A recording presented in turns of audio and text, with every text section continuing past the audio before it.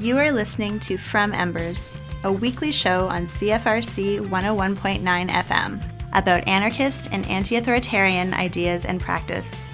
We are broadcasting from the traditional territory of the Anishinaabe and Haudenosaunee peoples on land that has come to be called Kingston, Ontario, Canada, because of the thievery and brutality of the Canadian state and its empire-loving parents. From Embers is about fires, some real and some metaphorical. Fires started generations ago and tended to over the years. Little sparks all across this territory that we hope will grow, spread, and engulf the thieving state called Canada and the capitalist system that has plagued this land since the fur trade.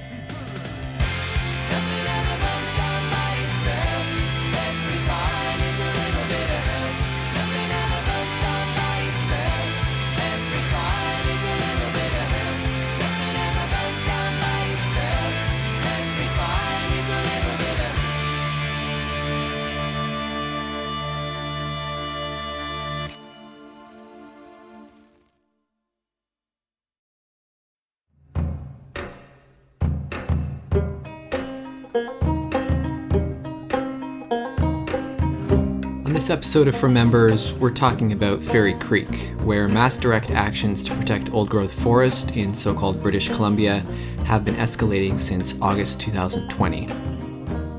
With more than 400 arrests now at the time of this episode coming out, the blockades represent the biggest wave of forest defense actions on the West Coast since the Clayoquot protests of the early 1990s, also known as the War in the Woods.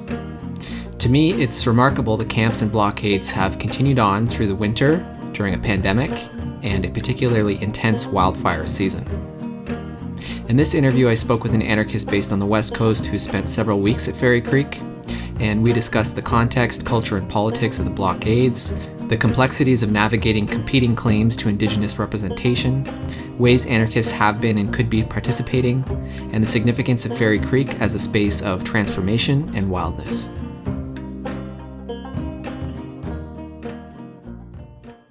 The part of Vancouver Island that Fairy Creek is in is not an area I'm overly familiar with. I'd certainly been through the area before, but I try to keep tabs on different parts of the province and have been fairly well traveled, at least in southern BC. And I had lived on Vancouver Island at one point, and I guess I'd heard about Fairy Creek from the beginning, from last August, I believe it was, and I think, you know, like a lot of people, it being something not super close by, you know, something to be sort of watching from the distance, it was, I was kind of excited at the beginning, and then you sort of tend to write off things because, you know, you need to show up and join them, or you need to be able to write it off, in the sense of, you know, trying to avoid cognitive dissonance and FOMO and that sort of thing. And so it took me a long time to kind of get over that mental barrier,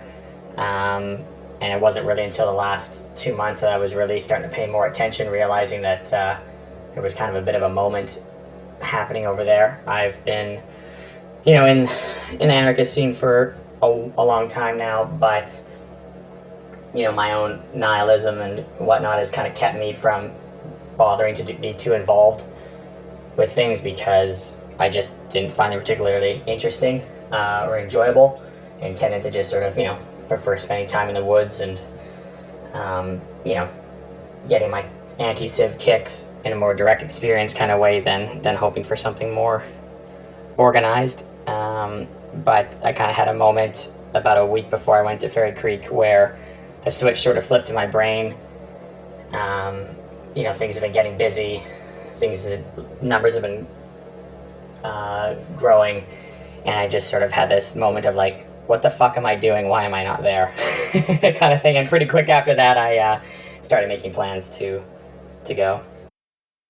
Okay, and maybe we could start out just by, you could give a bit of a breakdown of what Fairy Creek's all about, like where is it, and how did it start? Right, so, you know, it's in the southern half of Vancouver Island. The closest town is called Port Renfrew. Fairy Creek is a watershed that has had essentially no logging happening in it, and it's, when you look at a satellite view of it on say, Google Earth, for example, it's pretty conspicuous as an area that, for not being protected, it very clearly has been spared. Port Renfrew is about 2 or 3 hours up the west side of Vancouver Island from Victoria, on some pretty windy roads and some pretty small communities. So it does have a certain remote feel, even just in Port Renfrew. And then the blockade, the base camp for the blockade is about 15 minutes from Port Renfrew. The evolution of this thing all along, I mean, I'm eagerly awaiting getting some of the more official history in the long run, but my understanding is that it started out with a handful of people, and I think it was pretty intentional to not involve any NGOs from the beginning, and for it to be a more grassroots thing. And I think, within a month or so, there was a second blockade up protecting the other side of Fairy Creek. And from there, I guess it went through the winter, and it took a long time for the company to bother going to court and trying to get an injunction. And it wasn't until, I want to say May, that an injunction was finally granted. So not a lot really happened in there, except logging was being blockaded, and big trees weren't falling. After the injunction was granted, the RCMP finally started coming to start enforce. And that's when I think numbers started to grow and grow and grow, especially when the weeks went on and people realized that this wasn't ending as quick as they thought.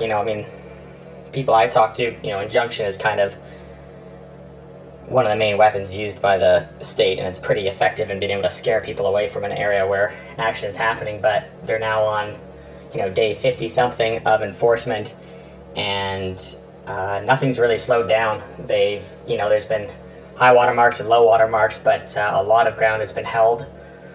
A lot of arrests have happened, but the blockade is yet to be devastated by like a massive raid, along the lines of what happened at Wet'suwet'en last year.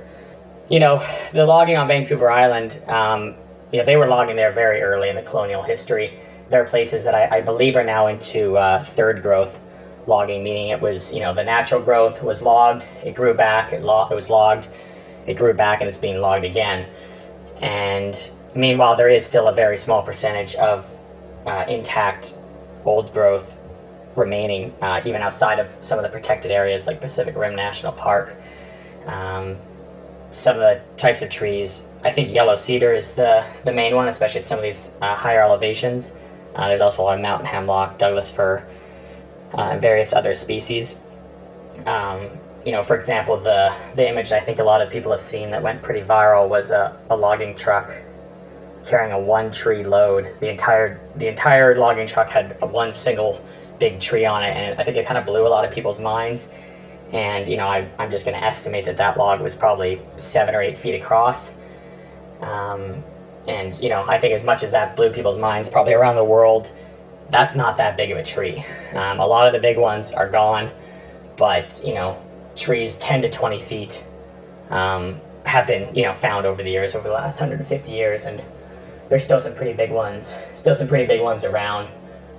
And I think getting to this whole last remaining old growth was kind of what lit a fire under some people's ass, and they were able to pick the right place to fight at the right time, and they're still going. Sometimes the media, when they're talking about this, use the phrase the war in the woods, and they've been using that phrase since at least the 90s to talk about forest defense actions in BC. Can you sort of explain where that term comes from and some of the kind of tradition of forest defense that exists out west? Yeah, it's an interesting question because, I don't really consider myself a movement historian, and yet when you're on a blockade surrounded by people who this is the first thing they've ever done, suddenly you realize there's some oral history to start sharing. And so, there's a lot of stuff I had to look up and get refreshed on, when I started going to Fairy Creek. But I guess throughout the 80s and 90s, especially on Vancouver Island, there were some big fights. Clayoquot Sound was the big one, at least got a lot of media attention. The Walbran was another area which is quite close and has been involved in this whole Fairy Creek thing this time. But it's, the big fights were around a lot of it was around clear cutting in the 80s and 90s. Massive clear cuts. Huge clear cuts. Stuff that I think, people in the interior of BC maybe have a hard time grasping, because the valleys just don't allow for that big of cuts in the mountains there. But on the island, where it's a bit more gentle terrain, you can get some really big clear cuts. And the clear cuts, the old growth, the biodiversity, the unsustainability of conventional logging practices, even back in the 80s and 90s, stuff around First Nations involvement, that was all stuff that was part of what kind of became known as the War in the Woods, I guess. And I think it sort of culminated in a lot of people's minds in this spring of, I want to say 92, 93, maybe it was a few years later, when I think something like 800 or 900 people got arrested over the course of a few months on this Clayoquot Sound stuff. And generally, I think it was like soft arrests. It was people just literally lining up to be symbolically arrested. So each arrest taking, maybe a few minutes sort of thing. And the belief at the time, I believe, was like, they can't arrest us all. But they did. And there was mass trials, and, I can't remember how all the charges went down and whatnot. But, Clayoquot was seen as kind of a watershed moment, literally. And it was also sort of seen as a victory, even though, most of the people at the time were hoping to get some stuff protected. And it wasn't. There was a UNESCO World Heritage Site created, but the clear cuts kind of kept on going. And, you fast forward 35 years later, and the motherfuckers are still clear cutting. So I think this, it does make sense to sort of call this maybe the War in the Woods Part 2.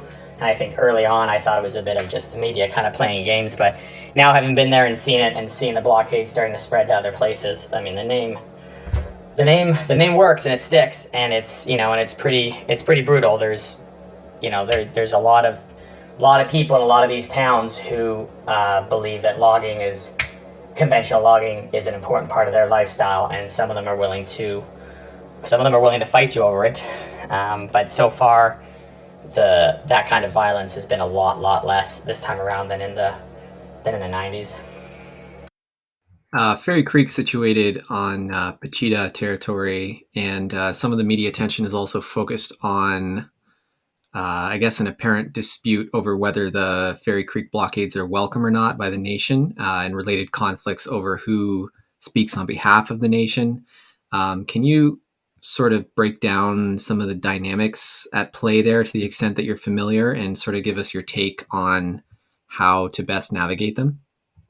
Yeah, so, the loose understanding is that, the confusing thing is that there's about 3 different Jones families in this dispute. There's Teal Jones, which is the massive, I think the biggest privately held logging company in BC, something like that. Teal Jones is, the big logging company, is the ones that are, the quote-unquote bad guys here, whatever.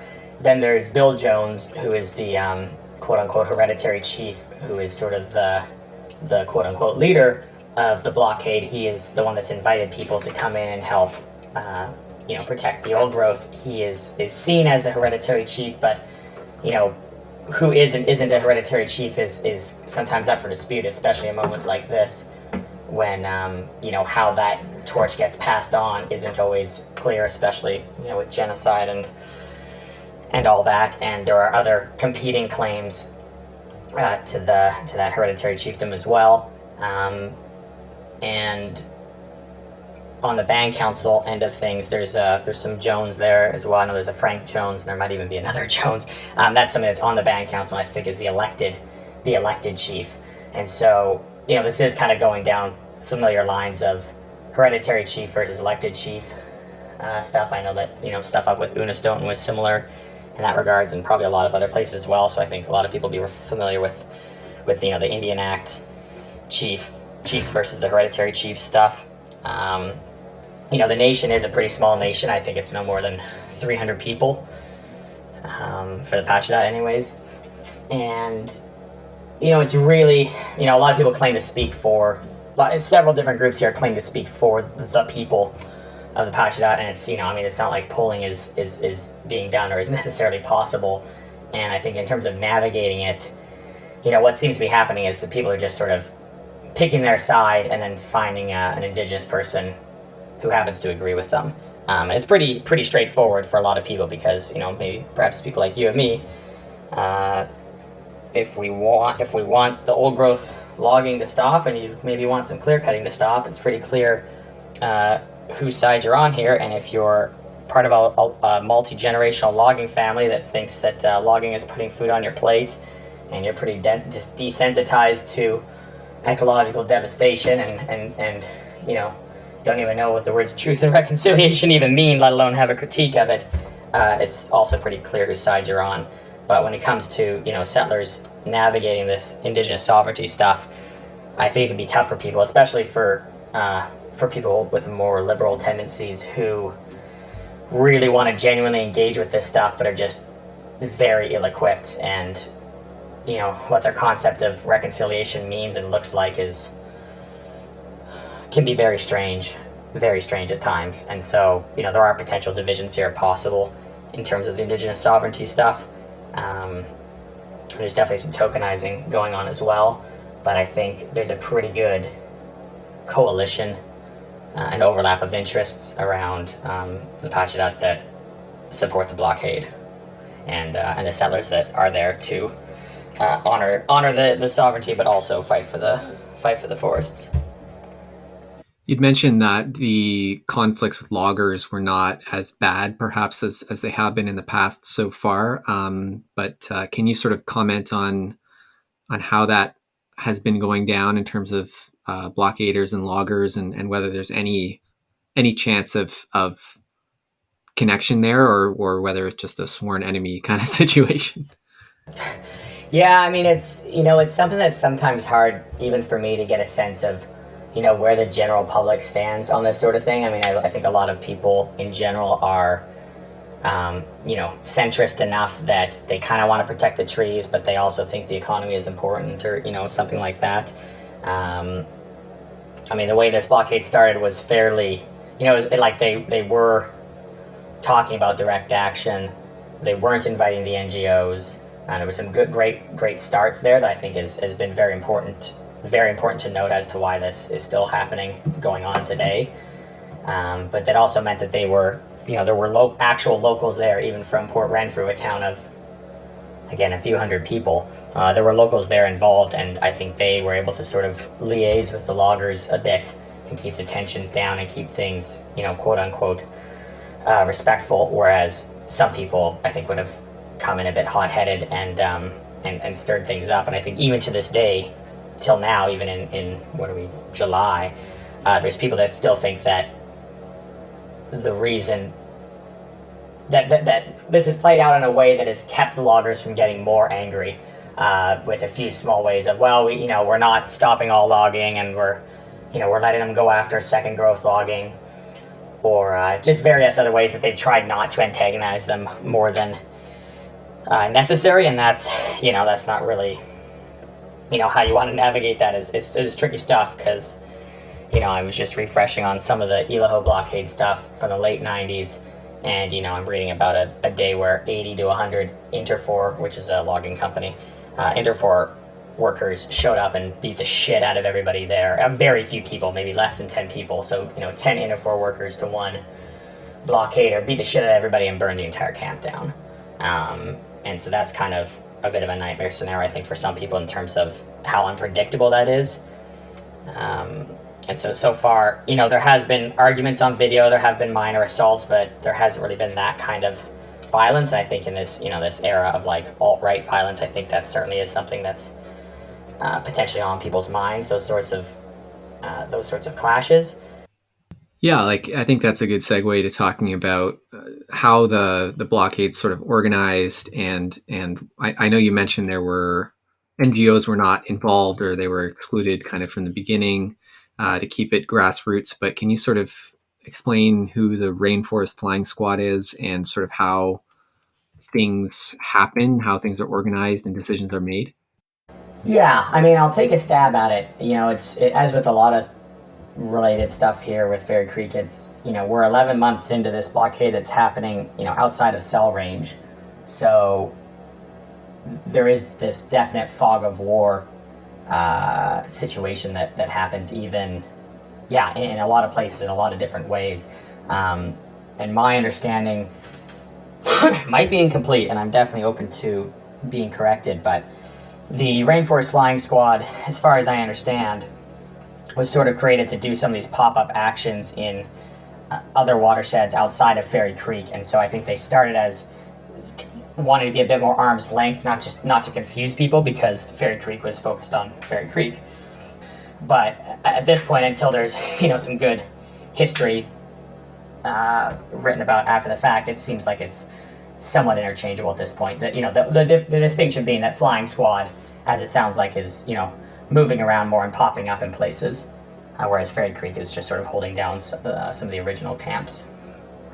And at this point, Bill Jones, the indigenous elder, is it is sort of, people are there on his with his permission, and how exactly decisions trickle down to people and get made isn't necessarily clear, but there are definitely people with more influence than others, and there's definitely people who kind of think they are in charge, when really I think Bill Jones's voice is the only real veto around. But Bill Jones also isn't necessarily on site much of the time anyways, and the official line is that the camps are all semi-autonomous, and so there is that sort of nod to, if you feel like you're acting within the interests of the blockade, do what you want. I can say I've definitely been to at least half a dozen camps, and there's probably another half a dozen I haven't been to or don't exist anymore. And each one is very different, with a very different flavor. It's kind of this like sci-fi space travel kind of vibe where you don't really know what to expect when you show up in a new camp, how it'll be different, how it'll be similar, and what the culture is like there, and changes daily and weekly. Things are fairly civilized down at base camp, easily accessible. You can drive in. Most people can easily be there in some way or another. But then, the farther you go up the rivers, the farther you go closer to the headwaters you get, civilization just sort of starts to wither away. You get to places that have no connection, don't really have much of a connection with the outside world on a moment-to-moment basis.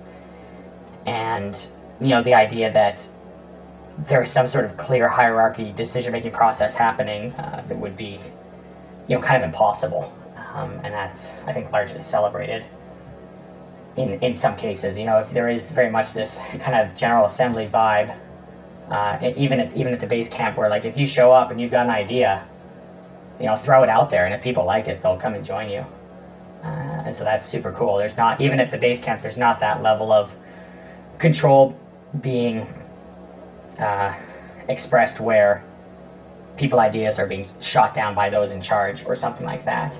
It's if it's a fluid thing, and if you're fairly well connected, you can give people a heads up and actually get more and more support for something before you announce it. But there is a lot of space here. I mean, we're talking about the woods here.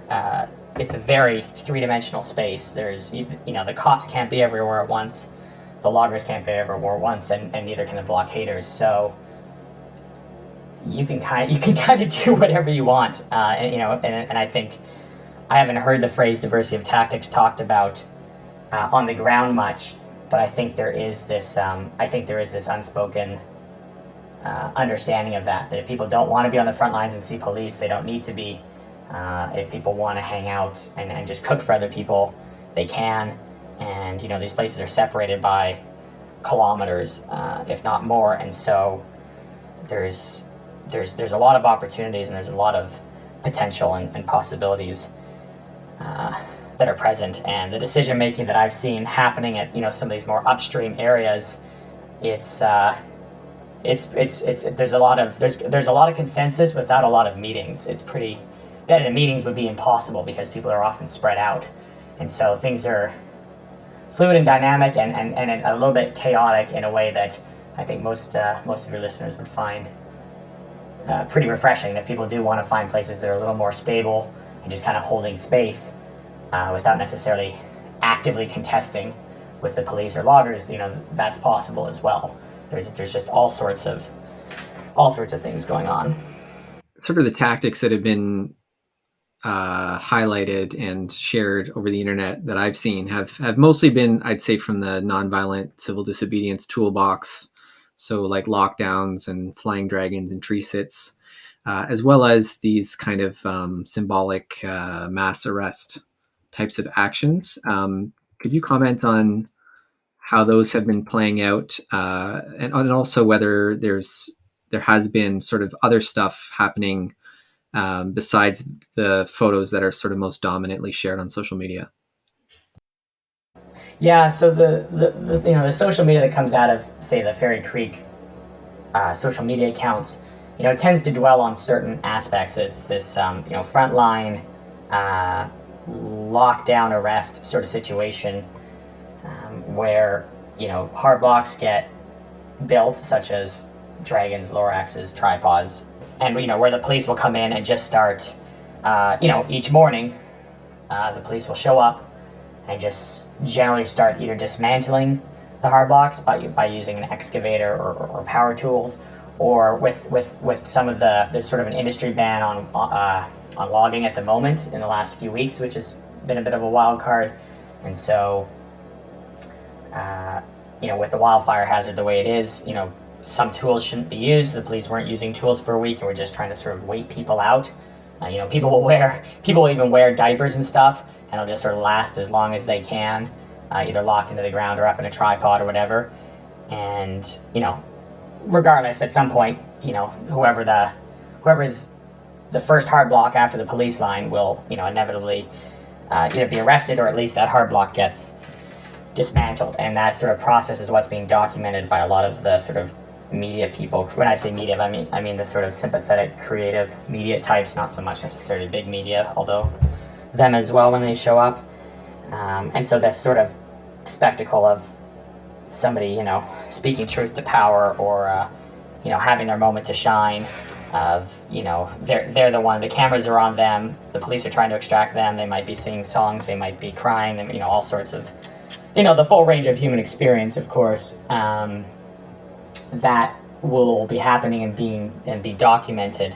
And that's sort of largely their main recruitment tool. And there's a lot of critiques to be made about the narratives that the Fairy Creek media people focus on, but that is certainly the stuff that gets the most photos get out, is people on these sort of front lines where they're sort of entrenched, and there's a whole line of hard blocks that are going to last at least a day, if not several days, or if not several weeks, and can be rebuilt when they're taken down as well. It's become this very routine thing where the police generally enforce and try to extract people Monday through Saturday during their day shift, and then at night shift they just sort of keep watch and try to stop people if they see people building, and maybe the police walk around a bit.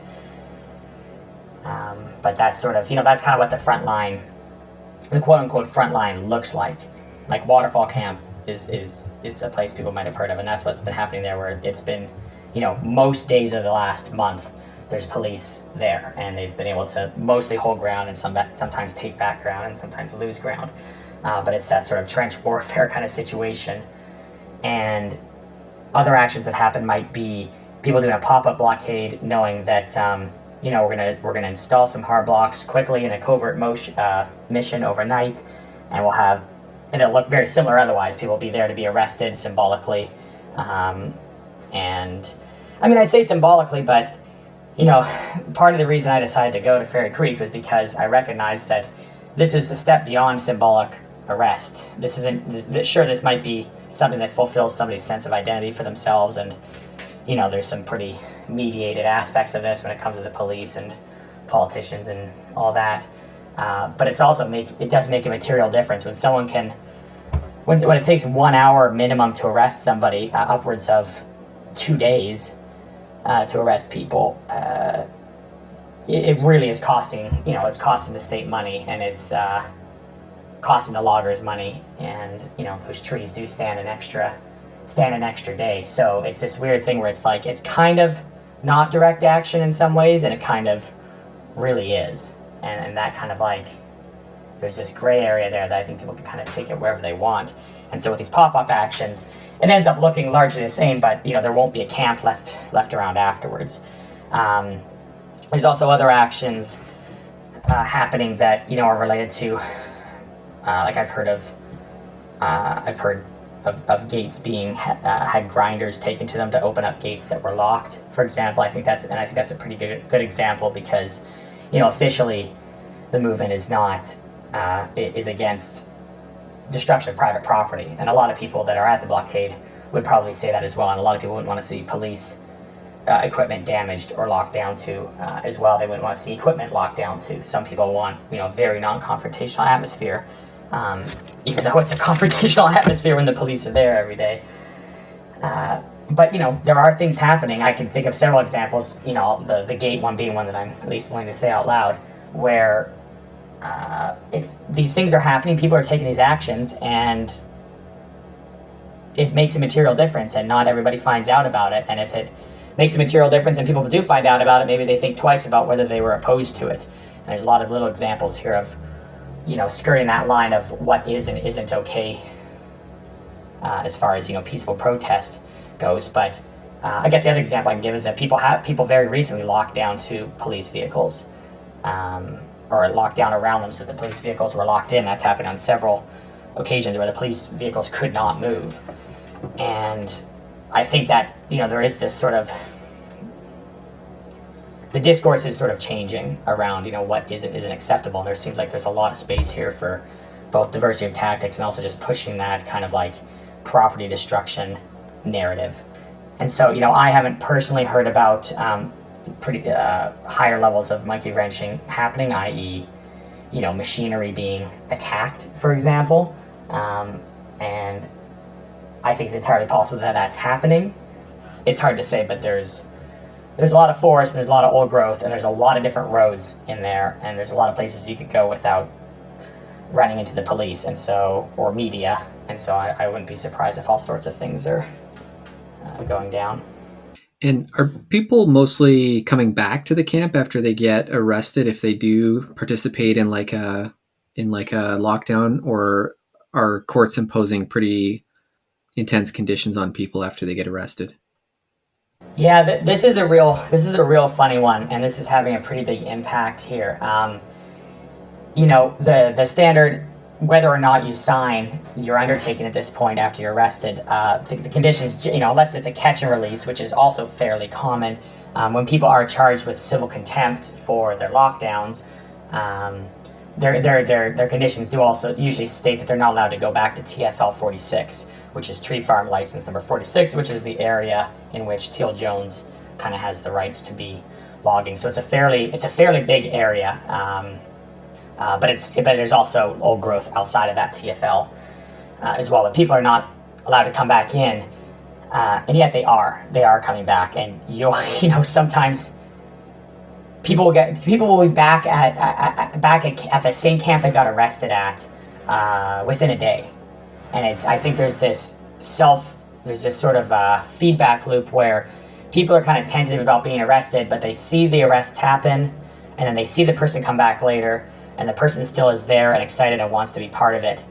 And it's having this effect on people where, the rules are getting broken, laws are getting broken, people are taking risks. Obviously, breaching your undertaking is a fairly serious thing, and yet at the same time, people are getting away with it. So far, people aren't really getting, there are some charges for mischief, a few. There's definitely charges for obstruction. And this could all change. This could change in court. Every civil contempt could be up to criminal contempt, which, at least in terms of Trans Mountain Pipeline stuff, there has been, I believe, sentences upwards of 90 days imposed. But there is this sort of honeymoon period now where people are still having a blast, and, people with a bit longer of a memory like me are certainly nervous about what will happen to some of these kids down the road. But people generally know what they're getting into, at least on paper. And some people have been arrested more than once. Some people have been arrested 3 times, and it's been catch and release each time. Usually it's this ritual extraction style arrest from a dragon or whatever. But there are also people that will offer themselves as soft arrests just to get in the way or buy time but it's been a remarkably predictable landscape to be operating in. A lot of people that have been there for weeks or months know the level of detail they know about the police operations, about their shifts and their schedules and the individuals and the attitudes and how things are playing out and where people will be released if they're arrested. It's become remarkably predictable, and the police seem to be largely on their best behavior, which I suspect is, strategic on their part.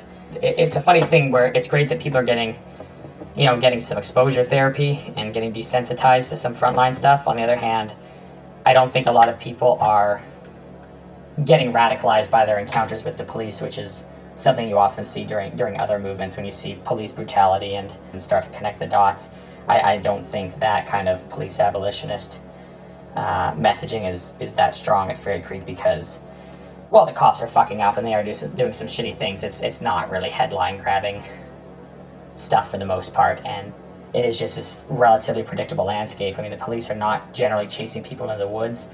If the police catch people with the types of tools to be making these hard blocks, all they're doing is confiscating the stuff. This is the middle of the woods. It's hard for them to arrest everybody on a given day. Their resources are kind of stretched at times, and there really is a lot you can get away with, and it feels very different than an urban environment where they can clamp down very quickly. This is something where, I've heard them say they're spending $1 million a day on this, and the cops aren't even really gaining ground yet. I mean, I'm sure they're still feeling it out and getting ready to do their master raid. But, it's 50 days in, and that certainly hasn't happened yet. Can you talk a bit about how anarchists have been present or participating in the blockades and sort of what effect that has had on how things go? Yeah, I haven't heard of a lot of, the A word is not a word that's getting used a lot. And I don't know if other people are playing it safe like me and just kind of keeping it on the download so they get to know people. But there doesn't seem to be any very visible anarchist contingents or groups involved from my experience anyways over the past month. But there definitely are anarchists or anti-authoritarian types present, and I found it to be actually a surprisingly very conducive space to be operating. There's a lot of bullshit that I've seen in other places that ends up kind of breaking your heart and disabling my ability to want to participate that hasn't been present here at Fairy Creek. That diversity of tactics sort of unspoken thing is kind of part of that. There's also, probably because of COVID, but also just general discourse over the years, masking up seems to be, even with a black bandana or a balaclava or whatever, nobody's batting an eye. I haven't heard a single person complain about the optics of somebody, wearing a black bandana in the 3 weeks that I was there. So that's been something that's been quite encouraging, just people's ability to kind of choose how visible they are. And with everybody using these code names or camp names, it's also made it that much easier to just sort of operate at arm's length from who you are in the rest of the world. And that's been something that's aside from being practical, has also been really fun. It's a lot easier to remember who people are when they have an interesting name, and kind of tells you something about people. And yeah, it's been a great tactic that's been used.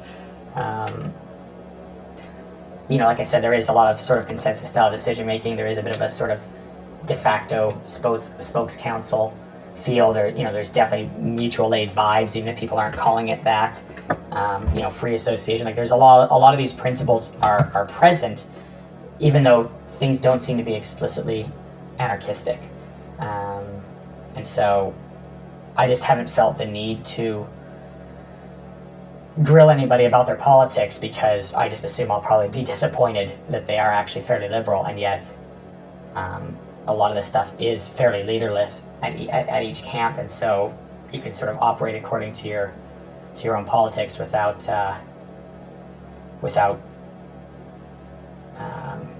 being confronted about it. Part of the draw for me, and I imagine a lot of people, is that this Fairy Creek stuff, especially with, the amount of, more than 6 camps at any given time, it really does have this sort of free state feel to it. The kind of stuff I think some people probably saw with the Chaz in Seattle, at least saw from afar, and were like, oh wow, that looks great. Those are the sort of, or some of the Occupy movement stuff kind of felt like this at times in places. Like there's this, at this point, somewhat long-standing sense of like, these are spaces that are operating outside of the normal status quo, and the ability for people there to be more open-minded towards new ideas is very present. There's a lot that's very exciting. There's a lot of that, nobody that's there is denying that there's some pretty intense magic happening in places. People's minds are getting blown within a day of them arriving. I mean, it really is this pretty wild autonomous zone kind of feel to it. You might see full nudity at some of the camps at certain times upstream, yet at the very first person you might meet when you show up at base camp is somebody wearing literally a hat with Canadian flag on it, and not upside down, just a full-on Canadian flag on their hat. So there's a bit of barriers to entry to get into, and you kind of have to hold your breath a bit showing up, but there's just the full spectrum of people there, and there's a lot of self-selecting that goes on.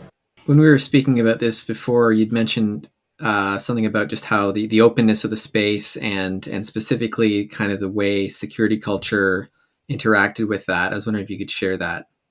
On my own personal level, I found it pretty fascinating and interesting, but I think in general for everybody, it's worth noting that of course a lot of anarchist spaces operate with a much more explicit level of security culture, and that makes sense in a lot of the actions that people might be involved in.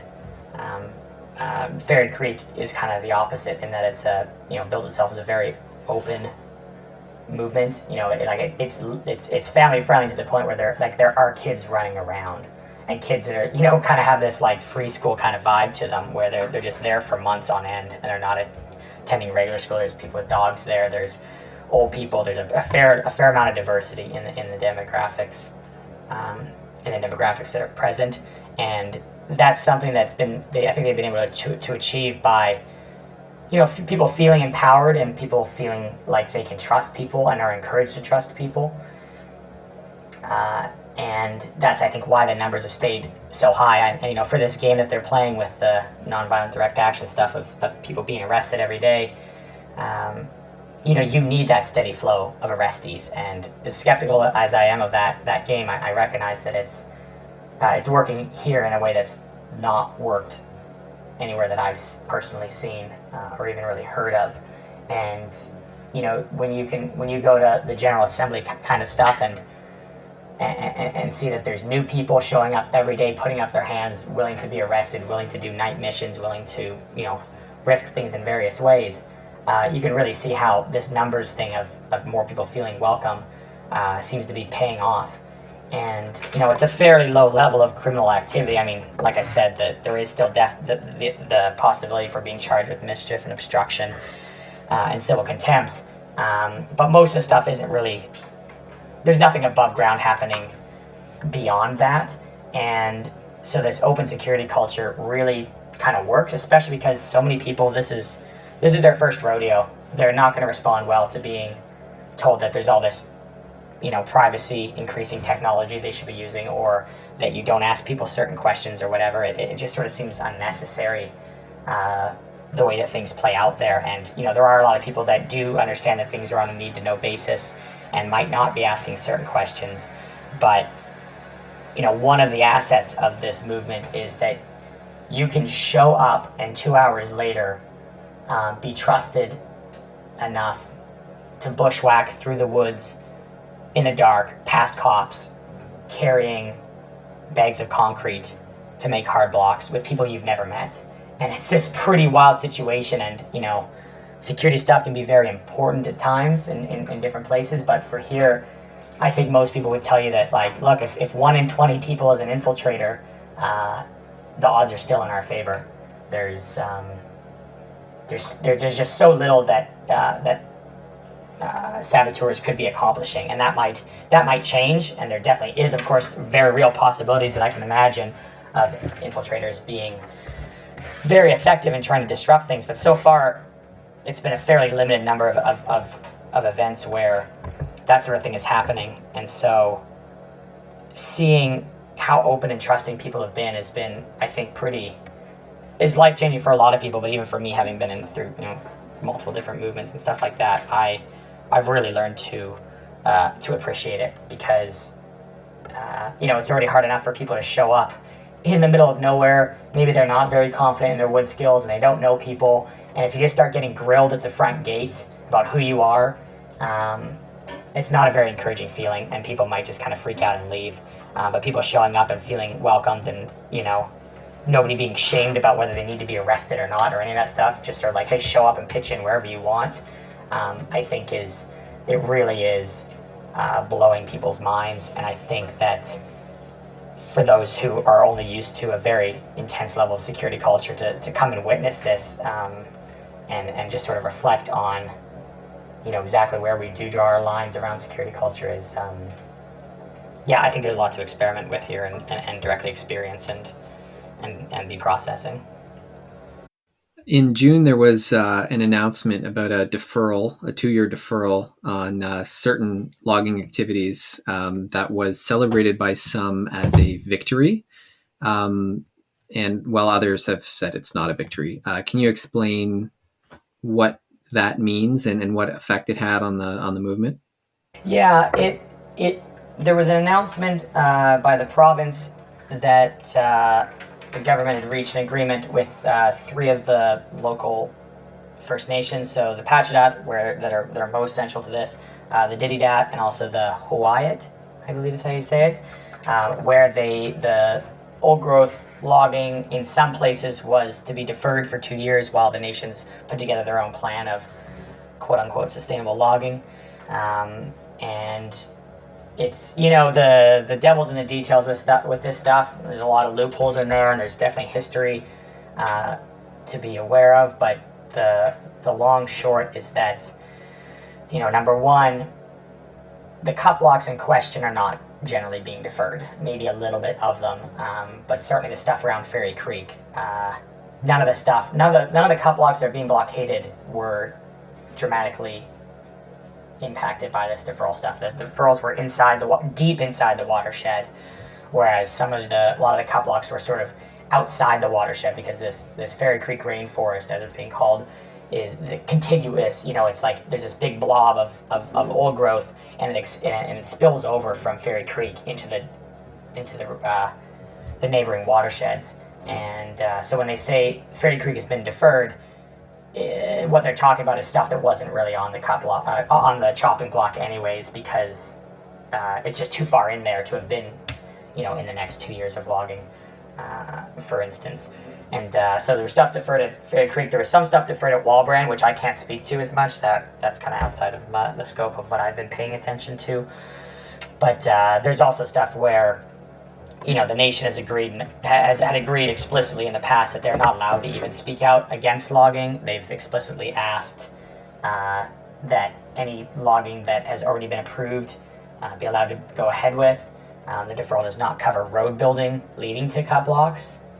So there's a whole bunch of stuff there where the deferral was generally bullshit, but it fooled a lot of people. It fooled a lot of people in the public, it fooled the media, and it fooled these NGOs that have been kind of hanging out on the fringe, sometimes directly supporting, sometimes just trying to siphon off money and signatures for their own ends. A lot of these NGOs seem to have been fooled and still haven't corrected themselves when they've announced this victory that, okay, the logging's being deferred, we've won. But everyone on the ground is just sort of understands that until this is clarified, which it never was, it should be assumed that the deferral was just a smoke and mirrors thing, and it's kind of spin that has very much been a smart move for the province, because it has worked. It did take the wind out of the sails of some people, and yet even through this deferral period where the numbers dropped a bit, like I said, there were still always hundreds of people, still at least half a dozen camps, still fresh people showing up every day to be recruited. And so, when people kind of snap out of that, or when the border potentially opens here with the U.S. on the 21st of July, with tree planting, part of the tree planting season coming to an end. There's a lot of possibility that a lot more people start showing up, and that there's just suddenly double as many blockades as well. So I think this movement, it made it through the winter, which is always tough, especially when you're outside at 1,000 meters elevation and there's even some snow falling, which it often doesn't get down to, snow doesn't get down to sea level on Vancouver Island. They've made it through the winter, and they've made it through 50 days of injunction, and they've made it through some low numbers. They seem to be surviving the public panic about wildfire season. Can you comment on the impact that, like, BC's seen some of the worst wildfires ever in the last month, and record heat temperatures as well? What impact has that had on how things play out in the ground? There's this kind of related to the fog of war. There's this thing I've noticed before at places like Fairy Creek, where you end up in this sort of day-to-day mentality where it's one foot in front of the other, because you've already got so much on your plate and so much that you're thinking about, and your short-term memory is already so full. And so, like, people will certainly we're talking about the Lytton fire, and churches being burned is something that definitely was getting mentioned. But there is this sort of, like, people are on this sort of de facto news fast, and it's not, there's so much going on that people, I don't think, really care to wander over to the Wi-Fi and get plugged in with what's going on in the world. Certainly with the campfire ban, that was pretty big news, and how they needed to figure out how to respond to some of the wildfire, the threat of wildfire stuff, or wildfire safety stuff. But yeah, I in having come and gone from the camp a few times, people are freaking out about climate emergency stuff a lot more in the outside world than they are at Fairy Creek. People are worried about wildfires and one starting near the camp, but I think people are kind of adjusting to that, slim possibility fairly well now after the initial panics. And it kind of reminds me of, I was thinking about this today, having, a lot of people have read Desert by now, and I remember there's these sections where it talks about, when shit slowly hits the fan over, the period of decades, there'll be places that are still, heavily controlled, and there'll be places where, that pop up, where, like Detroit, I think, was always an example, inner city Detroit, of places where the authorities have kind of had to back off because they just can't be everywhere at once. And I think, there's people stuck in their day-to-day grind of 9 to 5 stuff in the city or whatever, and that very much get very anxious about climate emergency stuff, especially with the way the summer's been going. But then there's these places where, like Fairy Creek, this, kind of free state vibe, where being able to be engaged day to day on stuff that you find meaningful and certainly related to climate emergency stuff. Just the level of meaning that I think people are finding there. I was finding personally that, not a day was going by when I wasn't crying at some point during the day. And it was generally tears of joy. Whether I was by myself or with people or whatever, there was just such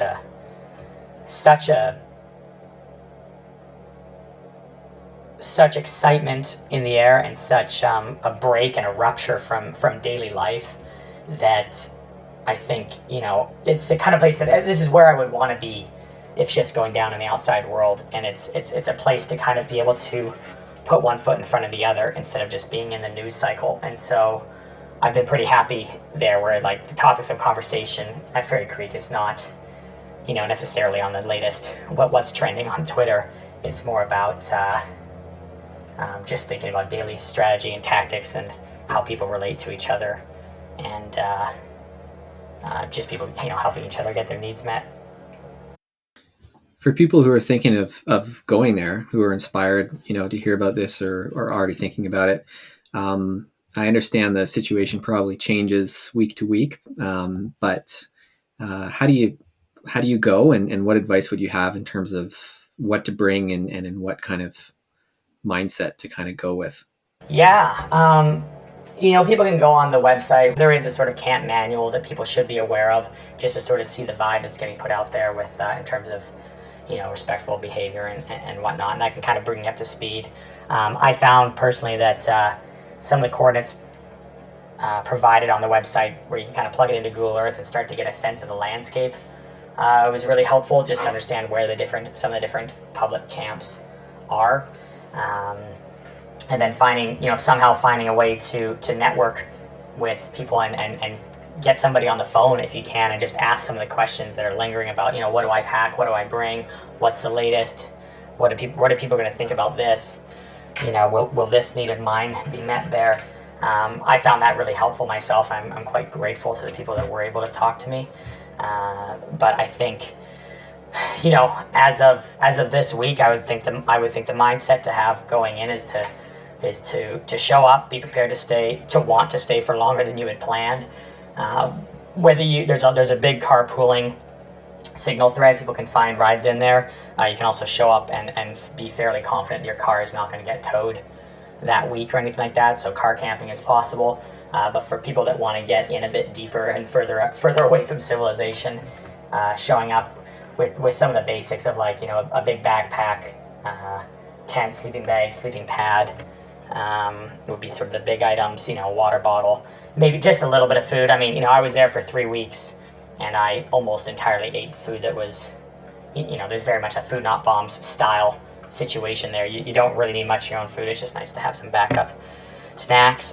Bringing a bandana to cover your face, perhaps a bug net for your head, or the kind of bug net that goes over a bed, like when you're traveling, that sort of thing could be really helpful, because the no-see-ums were pretty intense in some spots. Having Signal downloaded on your phone, because Signal is getting widely used there, because there is the Wi-Fi and people are being, a little security conscious. People should pick a camp name before they go, and one of the main reasons is so that you can tell somebody on the outside what your camp name is. So if people start to worry about you and can't get a hold of you, they can track you down without having to blow your cover. I see a lot of messages going around of, hey, do you know where John Doe is? And nobody knows where John Doe is, because his camp name is Butterfly. Nobody knows his name is John. So having that kind of contact with people is helpful. Having a whistle could be useful. Bringing some AAA batteries, a headlamp, at least a few days of clothes, probably a towel, because there's places to swim, some natural bug repellent stuff, or some personal sunscreen could be useful. But there's so much donations, there's so much gear. If you show up at a camp and you're looking for something, you can ask for it, and someone will get it to you the next day. Basically, the supply chain is pretty solid. And I think in terms of the mindset going in, I think people should just show up and try as much as possible to feel confident, and just sail right in, and not let anybody slow you down. And just, if you want to get further up the road, or up the trail, or up the creek, to just do that and be a little bit persistent about that, and not be sucked into the sort of base camp vibe where a lot of people that are there haven't been any further themselves. And getting past that and in further, even on your first day, can be pretty, a really liberating first step. And if you want to be front lines, go to the front lines. And if you want to be at the front lines without seeing the cops, you can also do that as well. But you do have to kind of advocate for yourself a little bit. People, because of the security culture, people aren't generally sketched out. People, it's more the paranoid people that have been asked to leave than the people that are maybe being a bit sketchy, or come across to some people as sketchy. So I think just showing up and knowing what you want and going for it is what I would suggest.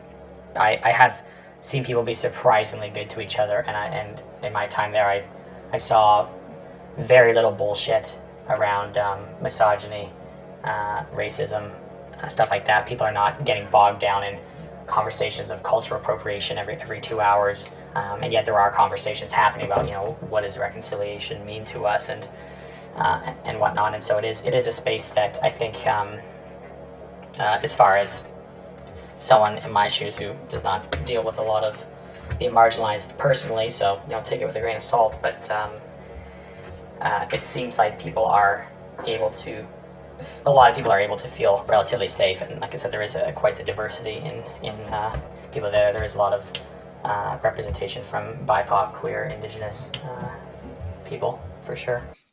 So for people who can't make it to Fairy Creek but want to support from afar, either the blockades or arrestees or however that plays out, what advice do you have for that? I think solidarity means attack, as to use the catchphrase. I think one of the things that's most exciting to people at the blockade is to hear news of a new blockade popping up somewhere else. And I've lost a little bit of track here, but I believe there was one in northern Vancouver Island. I think there was one near Powell River. There was one on Gambier Island, and now there's one in near Revelstoke as well. And that's just BC. I think some stuff has been happening in the States as well. I think in Washington. I'm not sure, but that kind of stuff is pretty awesome. What I've noticed is that, for the people there at Fairy Creek, the vast majority of them are local to the South Island, so there's not a lot of competing resources here. Things could be happening in Vancouver, and it would be almost no competition for getting numbers out, and especially now that the groundwork has been laid and people are kind of paying attention, I think it is possible for things to take off. I mean, we are kind of at this moment with conventional logging where you can actually say, hey, clear cutting, why the fuck is this still happening? And people will not just ignore you in the same way. And so if people are able to support local blockades or launch some sort of action that at least gets into the media so that people can hear about it. I mean, this type of thing with Fairy Creek is really reliant on media stuff, which in a lot of ways sucks and I'm skeptical of. But, the good news traveling, good news getting to the people at the front lines is definitely has a very measurable effect on morale and whatnot. There are people in various places. If you are, in the lower mainland in BC or on the island, there are people collecting. I think there's a Facebook group for supplies needed. There are some fundraisers. Some I think are dedicated to legal fees. Some are dedicated to just general camp funds. Last I saw, I think they've raised over $800,000. And are there some final thoughts you want to leave us with before we wrap this up?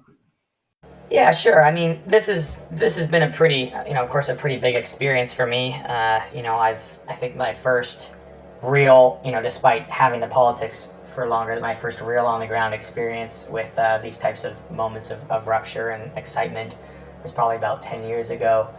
And, a lot of the things I've got involved with along the way have had a disappointing end to them, not just because, a blockade comes down or is defeated, but because of NGOs exerting their influence and throwing cold water on things, or just very, very soft politics all around. But this has really stirred things up for me, both in just sort of my nihilist headspace of the last few years.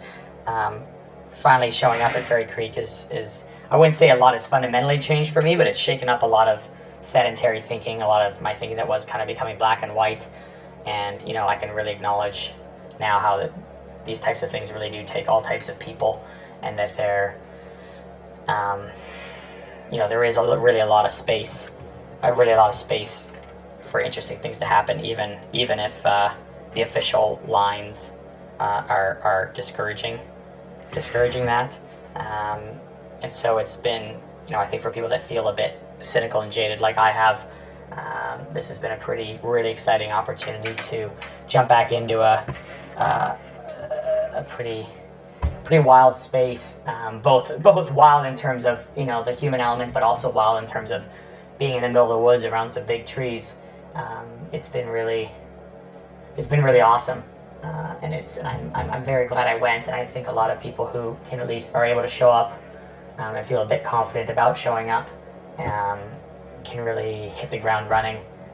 And just on a more specific note, that all this like running around in the woods, sneaking around, avoiding the cops and all that stuff, like there is this real guerrilla warfare element to it, even if no one's getting shot, thankfully.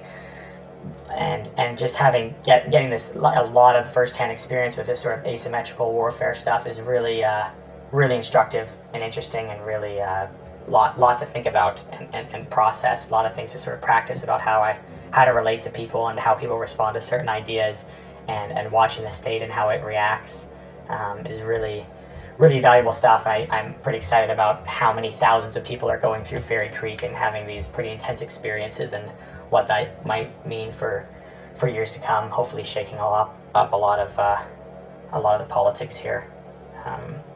Feeling pretty optimistic and excited in general, and certainly maintaining a certain detachment from whether or not certain big trees get saved. Just the social element of it and the personal element of it has been it's been a fucking blast so far. This concludes our episode on Fairy Creek, although it's certainly a topic we'll continue to pay attention to as it unfolds. As always, we welcome feedback of any kind. Shoot us an email at fromembers@riseup.net. Music on this episode is by I Am Oak. We broadcast live every Wednesday at 8 p.m. Eastern Time on CFRC 101.9 FM in Kingston, Ontario, and are a proud member of the Channel Zero Anarchist Podcast Network. You can check out all of our episodes online at fromembers.libsyn.com. Trees, oh, trees, do you remember me? Trees, oh, trees, do you remember me? From before, from before, from before, from before.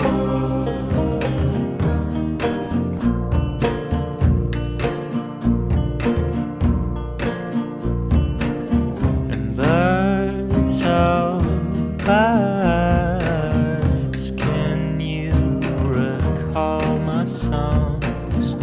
Birds, oh, birds, can you recall my songs? From before, from before, from before, from before.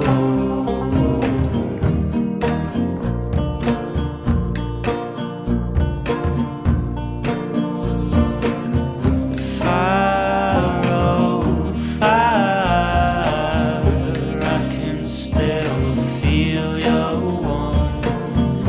Fire, oh, fire, I can still feel your warmth.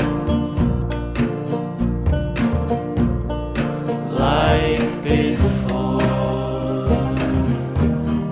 like before, like before, like before, like.